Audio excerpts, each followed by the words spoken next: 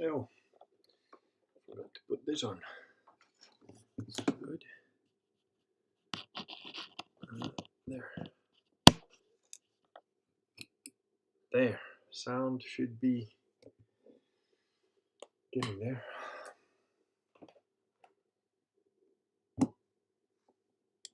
Okay.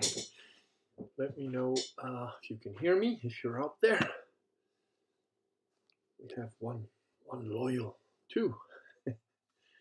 Well, 2 thumbs up. I don't know about loyal people, but anyway. I know it's been a while since I've done a live stream, and this one is happening at an odd time of day, but it's just one of those things. I've been busy with like real life stuff, and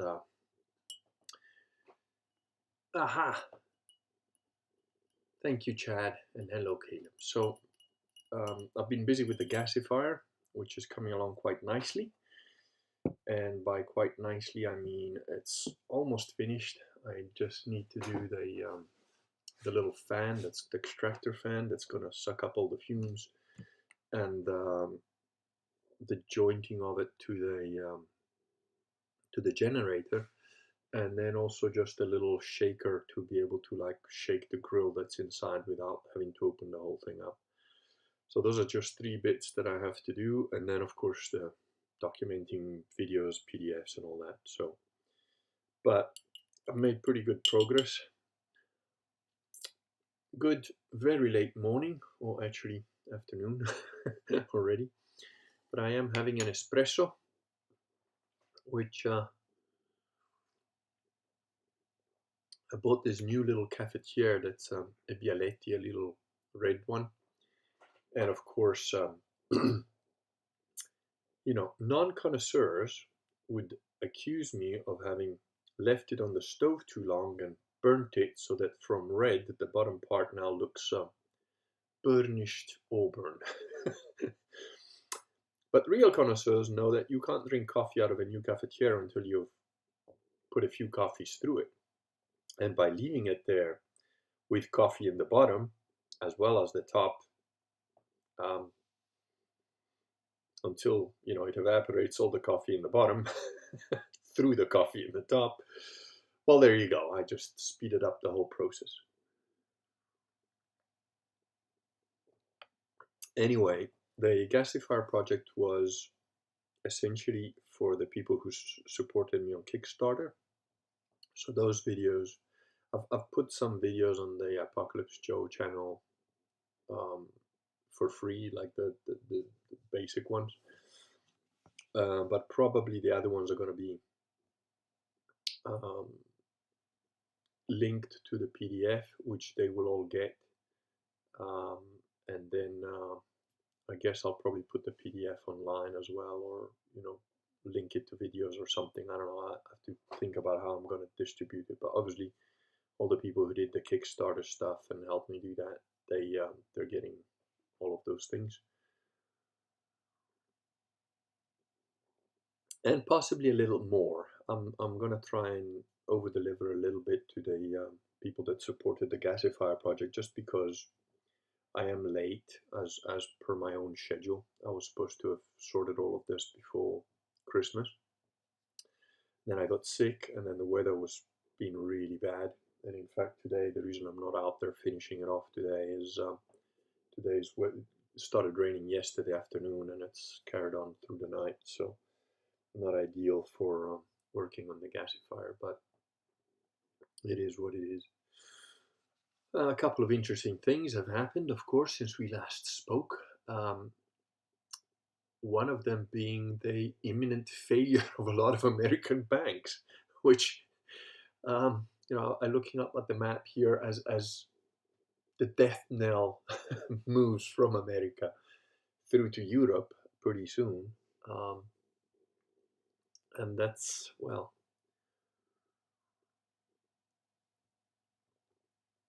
the problem, of course, is that everybody knows Joe Biden's a reliable guy, and he said, there's no danger here, we're going to backstop everything, which caused a panic rush on all the banks.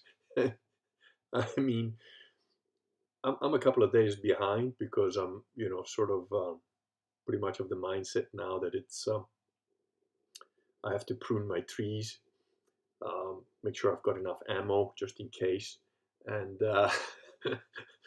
see how many different foods I can make out of olives. That's kind of where I'm at, you know. But the thing is that I think, you know, in my when I was in my 20s, I dabbled very briefly in the stock market and I made some money. But very quickly I realized how this stuff all worked. And I thought, well, this is a complete Ponzi scheme. This can't last. This was about 93. Just moved to South Africa with my non-white girlfriend who was Hindu, which was still technically illegal to do back then. And I had a friend who I'd gone to school with who like pretty much went hardcore into this like trading stuff and whatever. And this guy is actually a pretty cool guy. He had a very very rough life, you know, growing up, and he like used to physically fight with his dad, and like his mom left, and so he was alone with his dad, who used to be like trying to fight with him physically like daily. And he used to go to school, and his school fees hadn't been paid, you know, for a while. So the school was kind of like telling him, hey, what's happening? And he's like, I don't know, I'm a kid. Like, you know, he was like 15, 16, something like that. And you know, he told me all of this, and I was like, look, man, just come stay at our house. So we had a pretty big house with a spare room, and I just moved him into the spare room.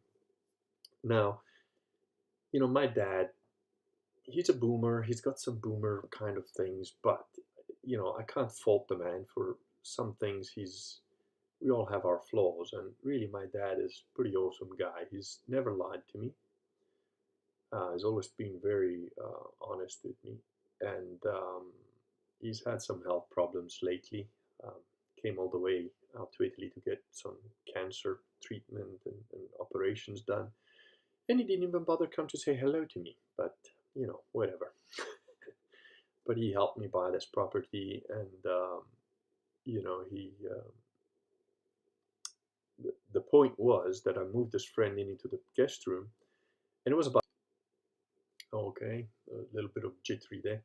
Anyway, so yeah, it was about 2 months after this friend of mine had been staying with us for 2 months essentially, when my dad sort of goes, "Hey, son, kind of noticed your friend's been sort of living here for 2 months, and you know, having breakfast, lunch, and dinner, and like going to school with you, and like living in the guest room. What the fuck's up?" You know, you gotta give the man credit because he's a very private individual. He likes his privacy. So, you know, it took him 2 months to ask me what the fuck was going on. And I was like, Dad, what can I do? You know, the guy's sort of been kicked out of his house. His dad's fucking throwing bricks at him. His mom's not there anymore. Can't really tell him to fuck off. You know, he's like my friend. And he was just like, hmm, yeah, well, just tell him to keep out the fucking way when I want to watch my films or whatever in the evening. I was like, okay. And that was it, you know. So anyway, this guy from that kind of situation, he'd moved to Cape Town, and he was like a trader. He'd talked his way into being a trader, and he was pretty good at it. And you know, he didn't have really any backstops. This guy didn't, you know, his parents weren't going to help him out if he like shit fell through or whatever. And he was with a very pretty girl, actually, blonde lady that was quite nice. And even he, after a few months of doing this, he quit because he was like, the stuff is just bullshit. You know, it's just fucking lies, and the people in it are like no good and whatever. So back then in 93, I thought, no, I'm getting out of this shit because it's a fucking Ponzi scheme. It's gotta collapse. And I thought, well, maybe it won't collapse today or tomorrow, but it's only a few years away. Can't, you know, can't last more than 5 years tops. And this was in 93. 5 years would have taken it to 98. And you know, the collapse obviously happened only in 2008. So I was like 10 to 15 years early. And I realized much later why that was. And that was because I didn't account for human stupidity. I never do. Professor Cipolla, who I discovered quite recently, is a man who's written down the 5 laws of human stupidity. And law number 1 is there's always more idiots than you think there are. And he is correct.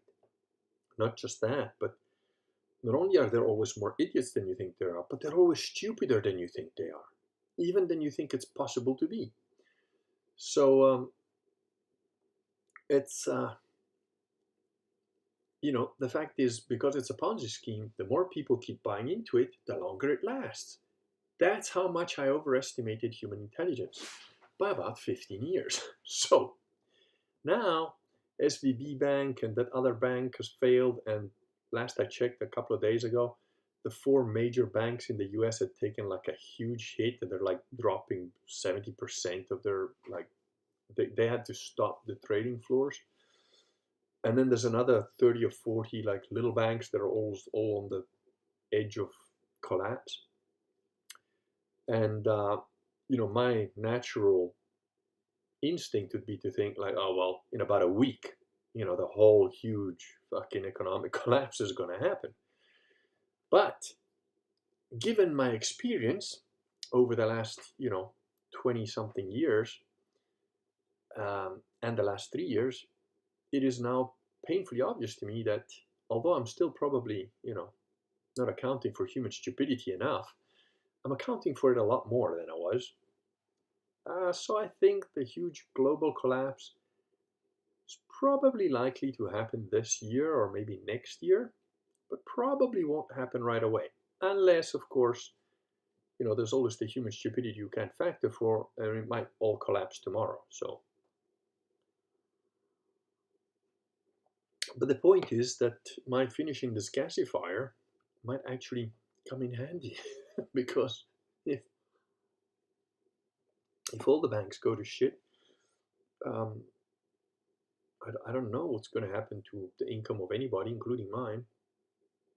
And I guess if you can't pay your electricity bills and so on, well, you might want to start burning wood to get that generator going. So it's for those people that are already off grid, they're a step ahead.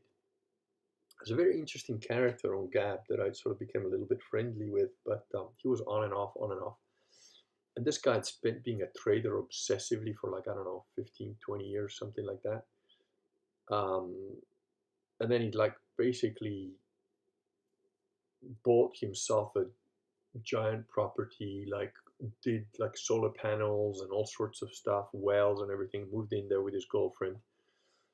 And then last I heard on Gab, he had this little incident where his dog, I can't remember if it attacked another. Oh no, they had llamas as well or something, and the dog was attacking the llama, or the llama attacked the dog or something.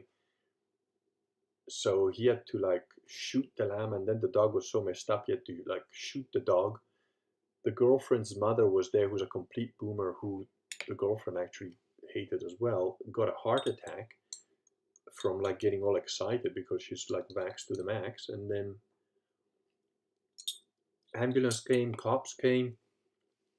He had like some Mexican guys working there that were trying to say that, oh, he should be arrested. And he's like, I had to like shoot the llama and the dog because he was defending himself, I think, from the llama attack. Anyway, this huge fucking mess happened. And then he's kind of disappeared. So I don't know. I think he just went offline. He used to go offline quite a bit. But, he's quite an interesting character because he spent all that time making money. He didn't have a good relationship with his parents. And then he bought all the stuff to get himself off grid as much as possible, solar panels and everything, just in time, it looks like. Although he's sort of in Texas. And I was like, he used to post like trading stuff on Gab. And I was like, well, that's really interesting shit. I wish I knew what it meant because it's kind of like Greek to me. And I can't be bothered to learn all that stuff. It's just, I had looked at that in my 20s and I was like, I'm not doing this shit because it's all lies. It literally, yes, you can make millions at it, but you have to deal and live in a world of complete bullshit. I just couldn't do it for the life of me. I don't know how anybody can. And in fact, all the people in that job, all traders and so on that I've ever met, are their morality in inverted commas doesn't really exist. So it's quite a culture, put it that way. Um, the stories from traders and so on that I've heard are just tragic. They like hire whores for each other. They do like cocaine orgies. It's bad. It's really not a good environment.